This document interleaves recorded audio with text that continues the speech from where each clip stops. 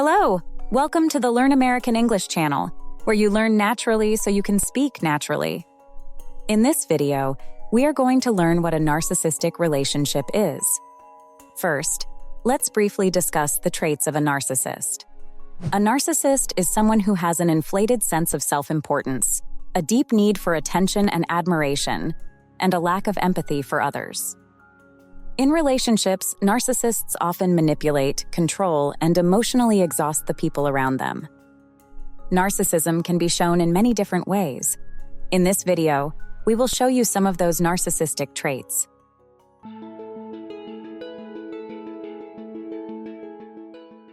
Nicholas, can we talk about something?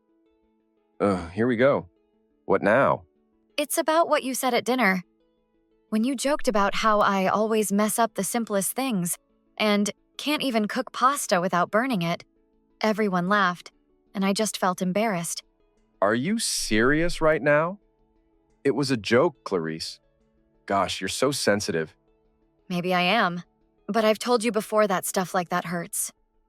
Especially when you say it in front of people. It makes me feel small, like I'm some kind of joke to you. Wow. So I'm not allowed to say anything anymore without you turning it into some emotional breakdown? I was just trying to be funny and keep the mood light. You really can't take a joke, huh? It's not about the joke, Nicholas. It's about respect. I just want you to consider how your words make me feel. You think you're the one hurting?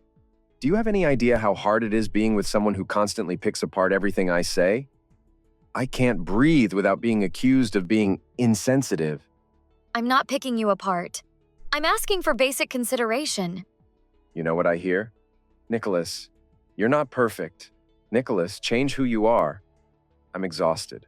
Why is everything always about your feelings? Why do you get to decide what's okay and what's not? I'm not trying to change who you are. I'm just asking for some empathy. For you to acknowledge how these things affect me. Oh, here we go with the empathy speech again. You act like I'm some kind of monster. But when I'm upset, do you ever care? No, it's always, Nicholas, you hurt my feelings. Have you ever stopped to think about how your constant complaining affects me? That's not fair. I've listened to you every time you were upset. I've comforted you when you had a bad day, when work stressed you out, and everything. Yeah, and you should. Do you even know what kind of pressure I'm under? People rely on me. I have real stress to deal with. Your little feelings about a joke in front of friends? Come on. Wow. So my feelings don't matter? I can't tiptoe around you all the time. You're making a mountain out of nothing. Again. I don't even know why I try to talk to you about this anymore. Because you love drama. That's why. You love playing the victim. Let me guess. You'll be sulking for the rest of the night now, right? No. I just finally see things for what they are. Whatever that means. I'm done talking about this. If you can't handle who I am, maybe you need to think about that. In this scenario, Nicholas clearly displays some narcissistic traits. He lacks accountability. Narcissists rarely take responsibility for their hurtful actions.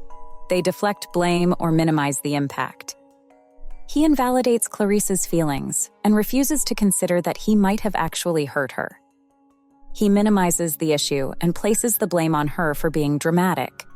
Instead of reflecting on his own behavior, he implies the problem lies with Clarice for not accepting him as he is. Narcissists struggle to empathize with others. They often invalidate or belittle other people's emotions. He shows zero regard for how the joke made Clarice feel. He flips the conversation to make it seem like he's the one being mistreated.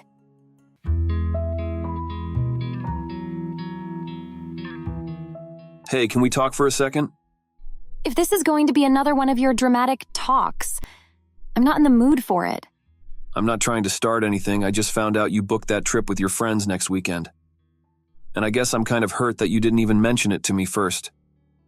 Hurt? Seriously, Antonio? It's just a trip. Do I need to run every single thing I do by you now? That's not what I'm saying. I'm saying it would have been nice to talk about it before you made the plans. You'd be furious if I did the same thing. No, I wouldn't. Don't twist this into something it's not. I'm not you. I don't overreact to small stuff. Wait, what? Nara, the last time I went out for dinner with my coworkers and forgot to mention it until the same day, you gave me the silent treatment for 3 days. Wow. So now I'm some kind of monster because I like communication? You're being super defensive right now, and honestly, you're the one making this into a bigger deal than it needs to be. I'm not trying to fight. I'm just saying it feels like a double standard.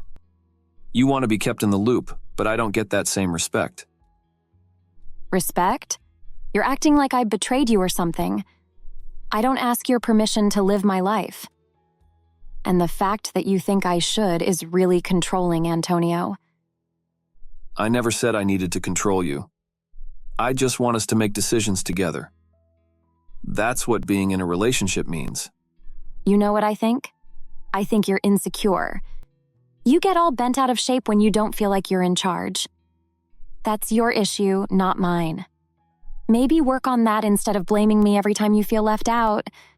Wow, I didn't expect this to turn into an attack on me. I just wanted to talk about how I felt. Oh, please. You always just want to talk, but it always turns into you accusing me of being a bad partner. I'm not going to stand here and be your emotional punching bag just because you're having a fragile moment. I'm not accusing you, Nara. I'm trying to communicate. But I can't even do that without it becoming a fight. Then maybe don't start fights. I'm done talking about this. Grow up. In this scenario, Nara displays several narcissistic traits. Instead of acknowledging Antonio's hurt feelings or even recognizing that booking a trip without informing her partner might have been inconsiderate, Nara immediately gets defensive, brushes it off, and refuses to even discuss it further. This shows her unwillingness to take any kind of responsibility or offer a sincere apology. Nara denies reality, specifically Antonio's point that she previously got upset over similar behavior. She gaslights him by rewriting history and accusing him of being overly emotional, even though her past behavior says otherwise. Instead of engaging in healthy communication, Nara flips the issue onto Antonio, suggesting that he is the one who is emotionally unstable or overreacting. This is classic blame shifting, where the narcissist refuses to deal with their own actions and makes the other person feel guilty for even bringing it up. Throughout the conversation, Antonio is clearly walking on eggshells, trying to keep the peace while still voicing how he feels. Nara's quick shift from defensive to aggressive makes it impossible for him to have a stable, productive conversation. Her mood and reactions are unpredictable, a hallmark of toxic, narcissistic dynamics. Leaving a narcissist is hard. Sometimes it feels impossible because of the emotional traps, manipulation tactics, and trauma bonding they create in relationships. Narcissists distort reality. One day they love you, the next day you're too sensitive or the problem. This emotional roller coaster creates self-doubt. You end up constantly second-guessing your own feelings, which makes it hard to recognize abuse as abuse. Narcissists are often charming when things are good. They can be funny, affectionate, and even generous at times. You remember those moments and cling to hope. But those good times are usually manipulation cycles meant to keep you from leaving. Over time, you get trained to meet their needs, avoid conflict, and stay quiet. This trauma bond makes you feel addicted to their approval, even when they mistreat you. If your relationship leaves you constantly feeling confused, belittled, or emotionally drained, it's not healthy love. Love shouldn't hurt your sense of self. Love isn't about surviving someone's moods or manipulation.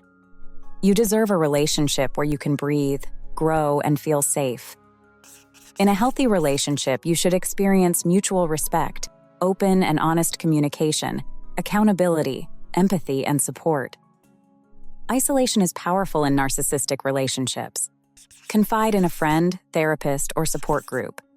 Narcissistic abuse can leave deep scars. Therapy helps you rebuild your sense of worth and teaches you how to create healthy relationship patterns.